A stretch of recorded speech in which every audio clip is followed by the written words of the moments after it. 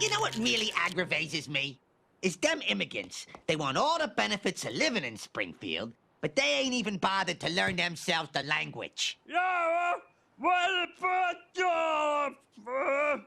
said it, Bond. Today on LitePsych, we're going to talk about prejudice and discrimination against immigrants. What is it? Why does it happen? And how are people really affected by it?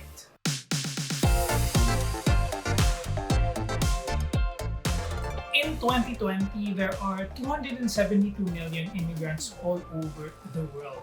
By their sheer volume, this has become a divisive issue for different people and nations all over the globe. So depending on how they're viewed, they can contribute positively to the society that they're in or be restricted in their communities. Attitudes towards immigrants are very important because it affects policies regarding their lives, which then spills over into how they are treated. And also for their day-to-day living, it influences how people view them, see them, talk with them, and therefore can contribute to harmony or chaos in everyday living. Research says that there are 6 determinants of prejudice, the very first of which is national identity.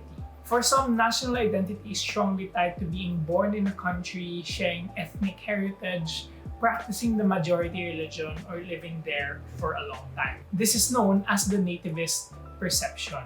Because they subscribe to these kinds of beliefs, they often see immigrants in a negative light, in thinking that you're new here, so you don't belong here. On the other hand, there is civic or cultural perceptions of national identity.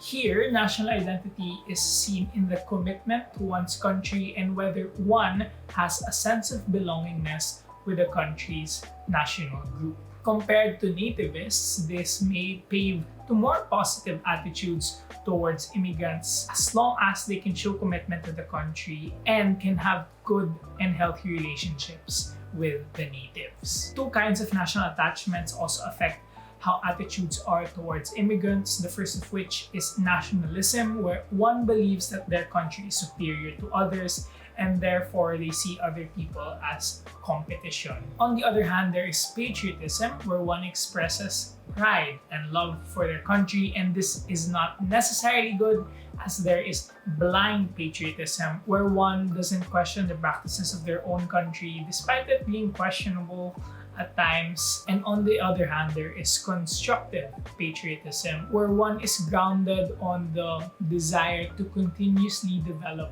their country and therefore will offer feedback and criticism when necessary. For these kinds of people, they tend to see immigrants more positively. Another factor to consider is the ideological climate of the country. This includes the political narratives, the media narratives, and the general thoughts and knowledge that people have towards immigrants. This affects the emotional reactions that people have for various issues and can influence in how they assign blame for social problems. So for example, if immigrants are constantly painted and viewed as terrorists, then perhaps policies that are more restrictive against them will be supported by people, and on the ground, those seeking jobs may have a harder time because employers will be more biased towards natives. One's personality also affects their attitudes towards immigrants. In the Big 5 personality test, or OCEAN, those high in openness and agreeableness tend to see immigrants more positively, while the opposite is true for those high in neuroticism. For those with the trait of social dominance orientation, where there is a preference for intergroup hierarchies, therefore seeing others as competition, they may also see immigrants in a negative light. Connected to this are those who subscribe to right-wing authoritarianism beliefs. These include conventionalism, authoritarian submission, and aggression. They see immigrants as immediate threats to collective safety and therefore see them negatively as well. Related to this, seeing immigrants as threats and or competition is an important factor to consider. This can be seen in the economic sphere, cultural sphere, safety and security, and others, just to name a few. In the economic realm, the perception of the economic situation of one's own group, so the natives, influence the formation of attitudes towards immigrants. So for example, if they're seen as job takers, then fewer opportunities will be available towards immigrants so that the natives can get the jobs that they rightfully deserve. In the cultural aspect, because immigrants carry with them their own traditions and rich cultural backgrounds, often they can be seen as eroding one's local cultural practices and traditions. They are more different and therefore they are more threatening. The fourth driver of prejudice has something to do with emotions and stereotypes. Prejudice behavior often comes from ambivalent or mixed feelings, meaning they're not always negative. The problem lies in that you don't know how to feel about them. In social psychology, stereotypes and interpersonal impressions occurs on two fronts. The first of which is warmth, which is your perception of another group's intentions and whether or not they're cooperative or competitive. And on the other hand is competence, which is your perception of a group's status and their economic success. Depending on how these two mix, your stereotypes and emotions tend to follow. For example, immigrants who are viewed to have low competence but high warmth, which is the case according to this study for Italians in the United States, are often seen with high feelings of pity and sympathy. However, for those who are seen with high competence but low in warmth, such as the case for East Asians in the United States, they are often seen with jealousy and envy.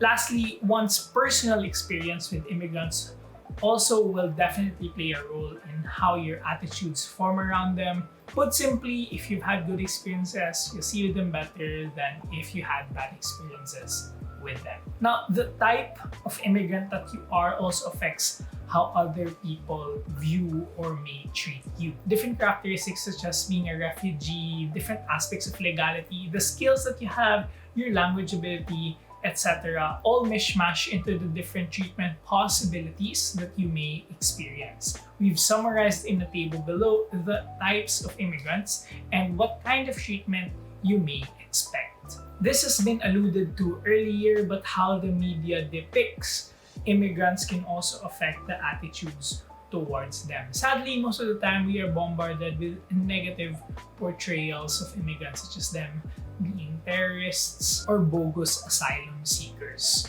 When this happens, viewers and people in general unfortunately see immigrants as undeserving of fair treatment. Put simply, discrimination is most apparent when immigrants are treated differently from their native counterparts. Discrimination can have two sources, the first of which is taste-based discrimination, which is simply a matter of personal preference. It doesn't really come from objective standard of why they should be treated any differently, but it's just how you feel. On the other hand, there is statistical discrimination, which comes from productivity determining characteristics often ascribed to a group. So for example, immigrants typically have lower incomes when compared to other groups. Therefore, to landlords, it is reasonable to withhold giving them housing opportunities for fear that they may not pay rent. Having said this, immigrants also experience discrimination in employment where there is a preference for applicants that have a similar religious or ethnic background. It has also been seen that, for example, in Canada, there is a preference for those with English-sounding names. And there's one study in France that shows there has been a bias against North African and Muslim applicants. Additionally, Muslim immigrants are believed to be lacking in soft skills. We've touched on this, but housing is a constant problem for immigrants, and another layer to consider is that for landlords, they consider the risk of their other tenants leaving if they allow immigrants to move into their properties. Restrictive policies can also be viewed as forms of discrimination against immigrants in the United States. For example, the very language that they use in crafting these policies often use words like control and limits. This focuses on restrictions on who can and cannot enter the country. In policies, there is also a preference for certain kinds of immigrants. Sometimes they would ask that they would have high income and would require pre-entry language requirements, which to an average immigrant may be a little bit out of reach. So for immigrants, what is their perception of discrimination? In the modern society, discrimination, stereotyping, and basically just insulting people has become very subtle and very gentle. Despite this, the negative effects of discrimination can still be felt by immigrants despite it not being actual or explicit. The extent of perceived discrimination can vary from person to person, but in general, those in lower socioeconomic status perceive it to be greater than their higher socioeconomic status counterparts. Besides this, immigrants' perceived discrimination is also affected by a number of factors. These include immigrant status, language ability, class, and one's perceived foreignness. This can be seen in interactions with the police and in various employment situations. Perceived discrimination can also change based on how long you've been living in a country. Obviously, those who've lived in a country for 10 years can be more sensitive and sharper to spot the discrimination they can experience as opposed to someone who's only lived a year long. With all of that being said, what are the consequences of discrimination for immigrants? When it comes to employment, skilled immigrants are either unemployed or underemployed, which leads to both economic and psychological problems. And not only them, but often their families are also affected because these immigrants go to other countries to provide for their family, but their lack of a job prevents them from doing so. With regards to housing, immigrant enclaves are formed where there is high concentration of immigrants in a specific portion of the country. Sometimes it is done by choice to be with your people, but also it is an effect of discrimination. This can result in a spatial mismatch where immigrants have poorer access to infrastructure, have longer commutes to work, and have less access to healthcare. Discrimination can also be seen, as mentioned earlier, in immigration policies, where sometimes reunification of families are delayed, if not completely prevented. Lastly, perceived discrimination causes immigrants to trust less as a general rule. This leads to depressive symptoms, lower positive affect, and lower life satisfaction.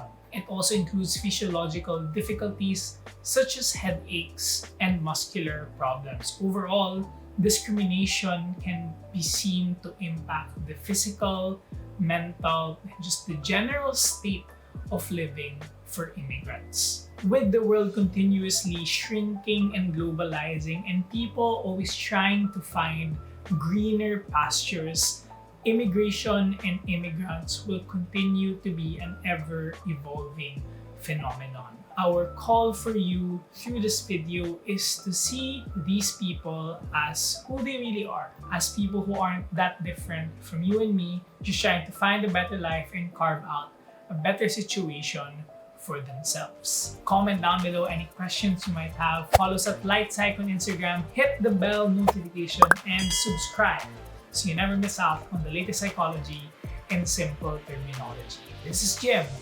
Thanks for watching.